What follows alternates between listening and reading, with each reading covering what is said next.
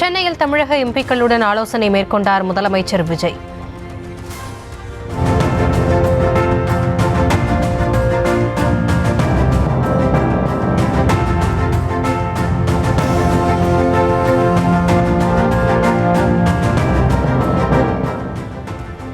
சுமார் 2 மணி நேரமாக நடைபெற்ற கூட்டத்தில் தொகுதி மறுவரையறை மசோதா குறித்து கலந்துரையாடல்.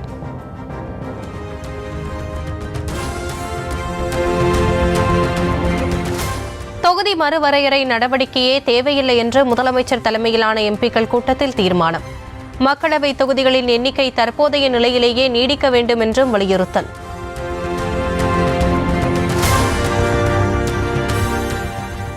சென்னை கலைவாணர் அரங்கம் அருகே திரண்டிருந்த மக்களை சந்தித்த முதலமைச்சர் விஜய்.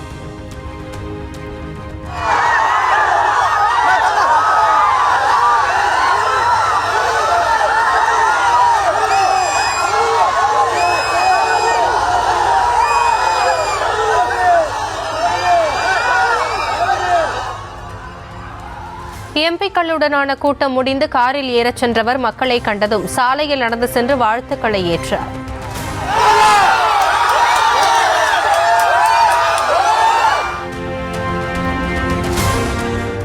சென்னையில் சாலையில் சுமார் 1 கிலோமீட்டர் நடந்து சென்று மக்களை சந்தித்த முதலமைச்சர் விஜய்.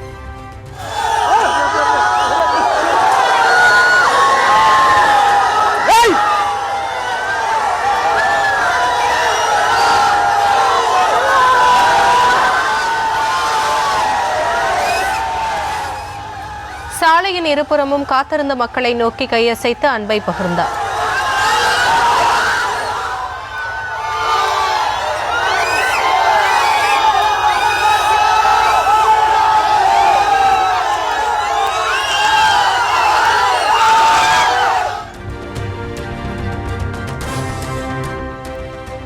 முதலமைச்சர் தலைமையில் நடைபெற்ற கூட்டத்தில் காங்கிரஸ், கம்யூனிஸ்ட், விசிக, மதிமுக எம்பிக்கள் பங்கேற்பு. தமிழகத்தை சேர்ந்த 57 எம்பிக்களில் 19 பேர் மட்டுமே கலந்து கொண்டனர்.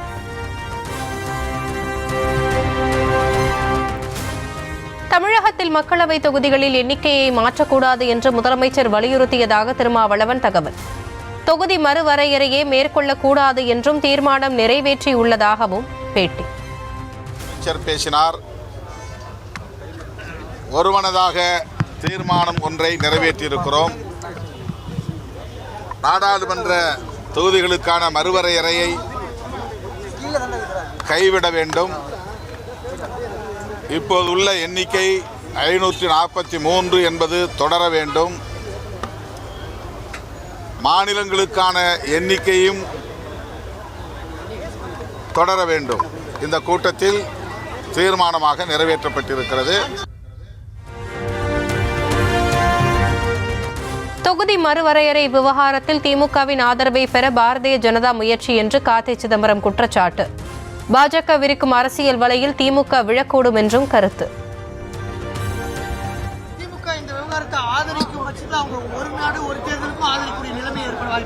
வாய்ப்பு இருக்கலாம். அவங்களுக்கு அந்த மாதிரி ஒரு சீக்கிரம் தேர்தல் வரும்னு ஆசை காட்டி பிஜேபி மோசம் பண்றதுக்கு அதுலயும் அந்த டிராப்ல அவங்க உழுவுறதுக்கு வாய்ப்பு இருக்கு. ஆனா அதை பத்தி எனக்கு தெரியாது. முதலமைச்சர் கூட்டிய எம்பிக்கள் கூட்டத்தை புறக்கணித்தது திமுக. திமுக கூட்டணியை சேர்ந்த தேமுதிக, மக்கள் நீதி மய்யம் கூட்டத்தில் பங்கேற்கவில்லை என்றும் அறிவிப்பு. முதலமைச்சர் தலைமையிலான எம்பிக்கள் கூட்டத்தில் பங்கேற்கவில்லை என்று அதிமுக அறிவிப்பு. அதிமுக கூட்டணி கட்சியான பாமகவும் கூட்டத்தை புறக்கணித்தது.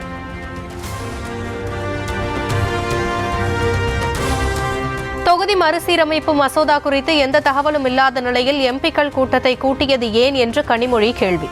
தமிழக அரசை பின்னணியில் இருந்து இயக்குவது யார் என்றும் வினா. வரக்கூடிய பில்லு என்னென்ன சேஞ்சஸ் இருக்கு, என்ன மாற்றங்கள் செய்யப்பட்டிருக்கு அப்படிங்கறத பத்தி எந்த விதமான தகவலும் இல்லை. பில்லோட காப்பி சர்க்குலேட் பண்ணப்படல. அப்படி இருக்கும் பொழுது பழைய பில்லுக்கும் இங்க இப்ப புதுசா வரும் என்று நாம் நினைக்கக்கூடிய பில்லுக்கும் என்ன பெரிய மாற்றம் இருக்க முடியும்? இதற்காக இந்த கூட்டம் கூட்டப்பட்டு யார் அந்த கூட்டத்திற்கு பின்னணியிலே இருக்கிறார்கள், யார் இவர்களை இந்த அரசாங்கத்தை இயக்கி கொண்டிருக்கிறார்கள்? தொகுதி மறுசீரமைப்பில் தமிழகத்திற்கு எந்த பாதிப்பும் வரக்கூடாது என்பதே திமுகவின் நிலைப்பாடு என்று கனிமொழி உறுதி. தொகுதி மறுவரையறைக்கு எதிராகவே திமுக தொடர்ந்து குரல் கொடுக்கும் என்றும் திட்டவட்டம். பெரிய ஒரு பாதிப்பு இருக்கும். அதனால மக்கள் தொகை அடிப்படையிலே அதை கணக்கீடு செய்யக்கூடாது அப்படிங்கிறது தான் நாங்கள் தொடர்ந்து வலியுறுத்தக்கூடிய ஒன்று. அதனால தமிழ்நாட்டுக்கு எந்த விதத்திலும் இந்த பிரதிநிதிகளுடைய எண்ணிக்கை குறைந்து விடக்கூடாது.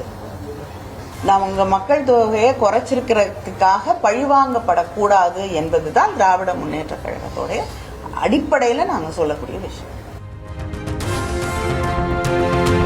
தேர்தல் முடிந்த பின்னர் யார் எட்டப்பர்கள் என்பதை தமிழக மக்கள் தெரிந்து கொண்டதாக கனிமொழி கண்டனம். காவிரி பிரச்சனையை திசை திருப்பவே எம்பிக்கள் கூட்டத்தை தவிக அரசு நடத்தியதாக குற்றச்சாட்டு. இல்லைங்க, இல்ல யார் எட்டப்பர்கள் இல்லன்னு தேர்தல் முடிவுக்கு பிறகு யார் எப்படி நடந்துக்கிட்டாங்கிறத பார்த்து மக்களுக்கு மிக தெளிவாக தெரியும். அதனால யார் எட்டப்பர்கள்னு தமிழ்நாட்டு மக்களுக்கு தெரியும். யார் முதுகில் குத்தியவர்கள், யார் நேர்மையாக மக்களோடு அரசியல் செய்கிறார்கள்னு தமிழ்நாட்டு மக்களுக்கு தெரியும். எம்பிக்கள் கூட்டத்திற்காக கட்சிகளின் தலைமைக்கு அழைப்பு அனுப்பவில்லை என்று தகவல். கட்சி தலைமை சொல்லாமல் கூட்டத்தில் எப்படி பங்கேற்பது என்று எம்பிக்கள் கேள்வி. ஒரு முதலமைச்சர் இதை ஒரு நாடாளுமன்ற உறுப்பினர் அவங்க அழைக்கிறவங்க கட்சி தலைமைக்கு சொல்லிட்டு அதே சமயம் லெட்டர் அனுப்புறவங்க ஒரு வாரம் முன்னாடி இதை பண்ணியிருக்கோம். இது கண்துடைப்புக்காக பண்ற மாதிரி இந்த மாதிரி நேற்று இரவு இந்த கடிதம் ரெடி பண்ணி கொடுக்குற மாதிரி கொடுத்து இன்னைக்கு காலையில் கடந்துக்குன்னா நாங்கெல்லாம் அங்கங்க டெல்லியில அங்கங்க வெளியே இருக்கிறோம். எப்படி நாங்க தலைவருக்கு தகவல் சொல்லாம அவங்க எப்படி எங்களுக்கு நேரடியாக அந்த கடிதத்தை அனுப்பலாம்? அதே ஒரு தவறு தான்.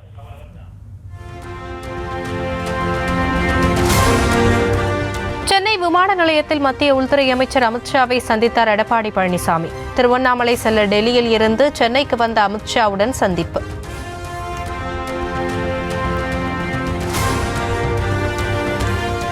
திருவண்ணாமலை அண்ணாமலையார் கோவிலில் தரிசனம் மேற்கொண்டார் மத்திய உள்துறை அமைச்சர் அமித்ஷா. சிறப்பு தரிசனத்திற்காக வந்தவரை சிவப்பு கம்பளம் விரித்து வரவேற்றது கோவில் நிர்வாகம்.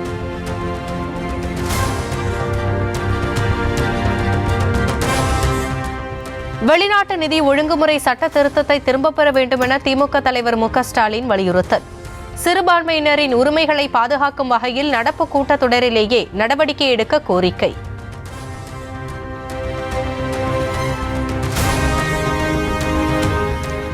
அனைத்து விவசாயிகள் சங்கங்களின் கூட்டு இயக்கத்தினரை சந்தித்தார் எதிர்க்கட்சித் தலைவர் உதயநிதி. விவசாயிகளின் நலனுக்காக தொடர்ந்து குரல் கொடுக்க உள்ளதாக உதயநிதி திட்டவட்டம்.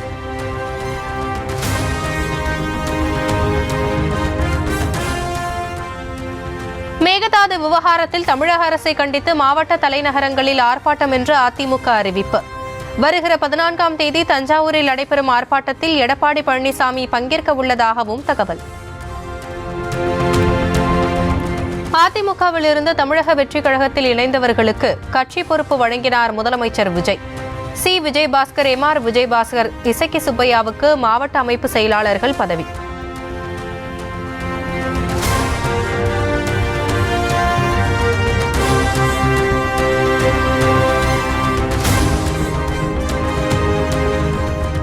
அதிமுகவில் இருந்து தவிகவில் இணைந்த மரகதம் குமரவேலிற்கு துணை பொதுச் செயலாளர் பதவி. ராஜகோபால், ஜாகிர் ஹுசேன் உள்ளிட்ட 10 பேருக்கும் துணை பொதுச் செயலாளர்கள் பதவி வழங்கினார் தவிக தலைவர் முதலமைச்சர் விஜய்.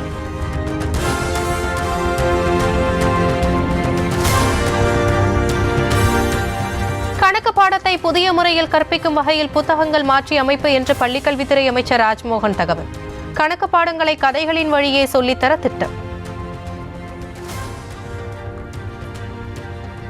இந்த நூல்களை போல பல நூல்களை எங்களுடைய பள்ளிக்கல்வித்துறையில அரசு குழந்தைகளினுடைய சிறப்பு கவனத்துல மாத்திரம். எப்படி? கதைகளின் வழியே கணிதம்னு இப்ப கொண்டு வர போறோம். எல்லா கணக்கு படங்களையும் கதைகளின் வழியே தான் சொல்லி தர போறோம். வண்ண படங்கள் நிறைந்ததாக இந்த புத்தகத்தை எல்லாம் மாத்திரம்.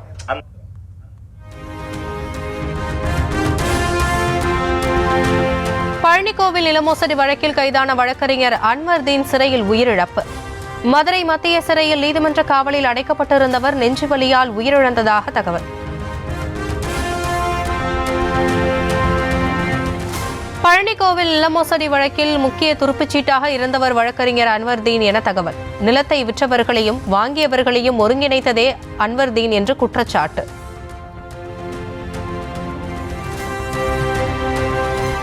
பழனி கோவில் நில மோசடி வழக்கில் கைதாகி சிறையில் இருந்த வழக்கறிஞர் உயிரிழப்பு குறித்த நீதி விசாரணை. அன்வர்தீன் குடும்பத்தினர் மதுரை மத்திய சிறை அதிகாரிகளிடம் விரைவு நீதிமன்ற நீதிபதி ராஜபிரபு நேரில் விசாரணை.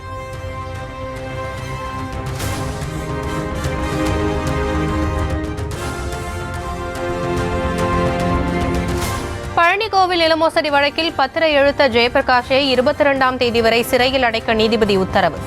மருத்துவ பரிசோதனைக்கு பின்னர் மதுரை மத்திய சிறையில் அடைப்பு.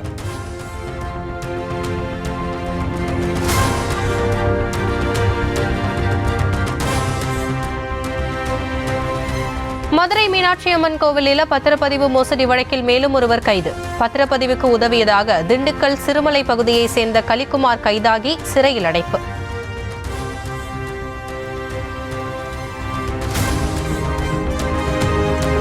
கரூர் கூட்ட நெரிசலில் பலியானோரின் குடும்பங்களுக்கு வழங்கப்பட்ட அரசு வேலை ரத்து செய்ததை எதிர்த்து வழக்கு. பாதிக்கப்பட்டவர்களின் மேல்முறையீடு மனுவை வரும் 14ஆம் தேதி விசாரிக்கிறது உச்சநீதிமன்றம்.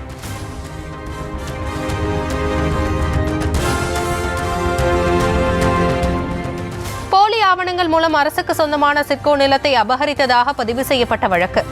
திமுக முன்னாள் அமைச்சர் மா சுப்பிரமணியன் மற்றும் அவரது மனைவிக்கு எதிராக குற்றச்சாட்டுகளை பதிவு செய்தது சென்னை சிறப்பு நீதிமன்றம்.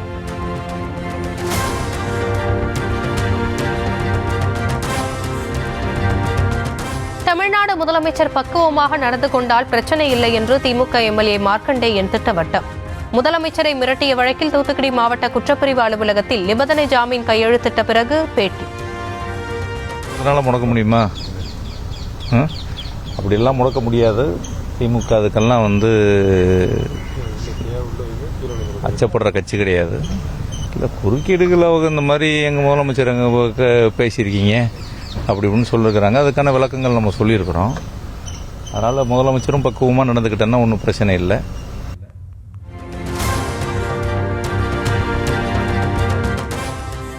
தமிழகத்தில் அறநிலையத்துறை கட்டுப்பாட்டில் உள்ள அனைத்து கோவில்களிலும் செல்போன் கொண்டு செல்ல தடை. வருகிற செப்டம்பர் 1ஆம் தேதி முதல் தடை உத்தரவு அமலுக்கு வருவதாக அறிவிப்பு.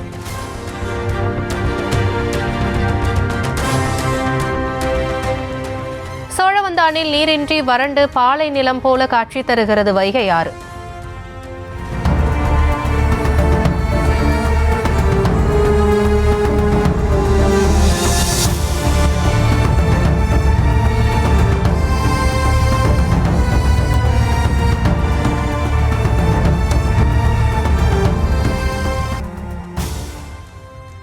நீர் ஆதாரமான ஆறு கடும் வறட்சியால் வறண்டு போனதால் தென்னைகளும் கருகின.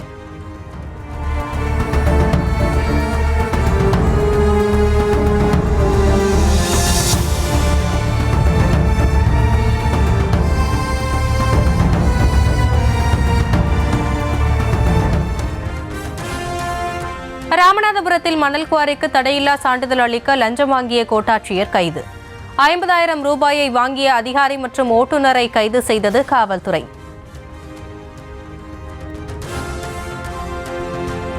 குற்றாலம் அருவிகளில் குளித்து மகிழ குவிந்த மக்கள் கூட்டம்.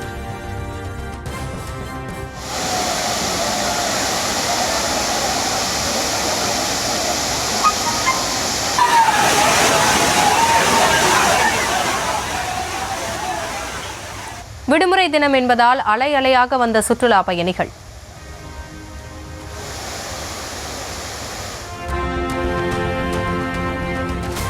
தமிழக பாசன தேவைகளுக்காக திறக்கப்பட்டது முல்லை பெரியாறு அணை. அணையின் தலைமதகில் இருந்து வினாடிக்கு 300 கன அடி வீதம் நீர் திறப்பு.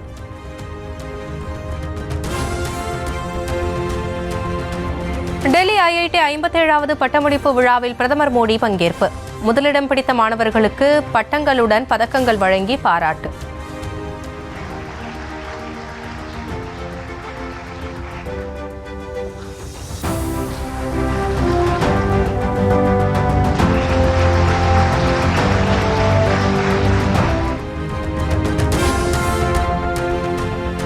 ஐஐடி டெல்லியின் சோனிபட் வளாகத்தில் சூப்பர் கம்ப்யூட்டர் வசதி தொடக்கம்.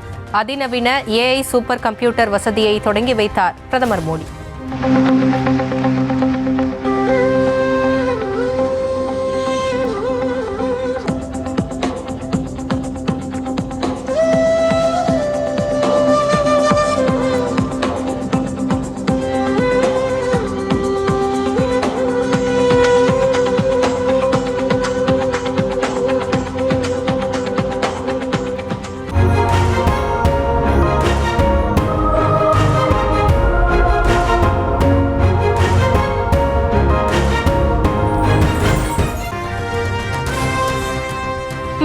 இடஒதுக்கீடு மசோதாவை நிபந்தனையின்றி நிறைவேற்ற ராகுல் காந்தி ஒத்துழைக்க வேண்டுமென மத்திய அமைச்சர் கிரண் ரிஜிஜு கோரிக்கை.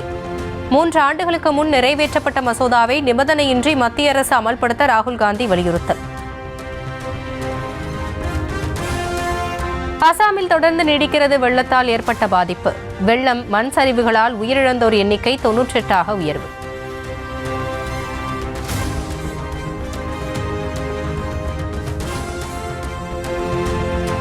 ஹரியானாவின் ஃபரிதாபாத்தில் கனமழை காரணமாக சாலைகளில் வெள்ளம். சுரங்கப்பாதையில் தேங்கிய மழைநீரில் மூழ்கிய கார், கயிறு மற்றும் டிராக்டர் உதவியுடன் மீட்பு.